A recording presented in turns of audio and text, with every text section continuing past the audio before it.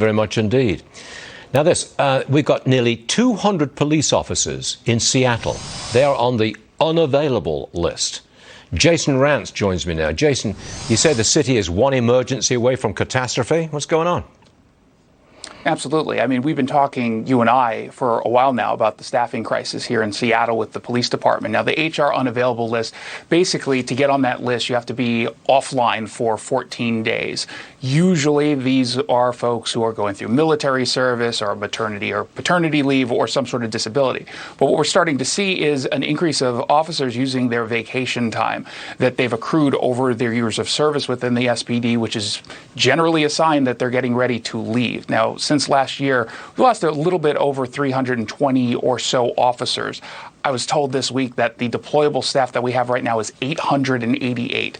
And what that means is if there is one major emergency, a public safety issue within the Seattle area, every single officer effectively who's on duty in precincts across the city will have to converge on that scene, which of course then means the neighborhoods that they're leaving, the precincts that they're leaving, are now vulnerable to criminal activity that we've been seeing a surge in over the course of the last 18 months nearly. So isn't there any pushback, political pushback from the people who live in Seattle? I would have thought that in this kind of crisis situation, there'd be people who say, come on. You can't cut the police force that much for whatever reason. Is there nobody saying that?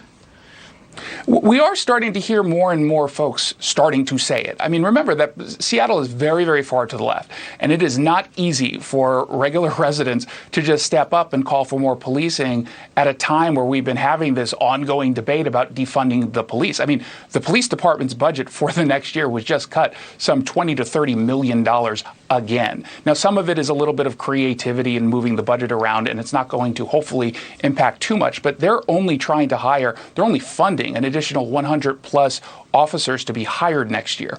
We're about 500 to 600 fewer than we need to be for a city of this size. What we're hearing most from, in connection to your earlier report, we're hearing a lot from businesses saying we need the help. There was an incident, I believe it was yesterday, maybe the day before, in which there were nearly 3 dozen people arrested for these targets of businesses, the theft that we're seeing, frankly, nationwide. Only one of them ended up getting booked. The rest of them were just released because in the city of Seattle and King County, we don't book for misdemeanor theft. So even when the cops are able to get their jobs done with the dwindling numbers, unfortunately it ends up becoming for nothing because those same criminals end up getting released and usually recommit whatever crime that they were originally popped for. I've heard this story before from various cities around the country, and it's happening in Seattle. Jason Rantz, thanks for being here. We'll see you again real soon. Again, I want to give you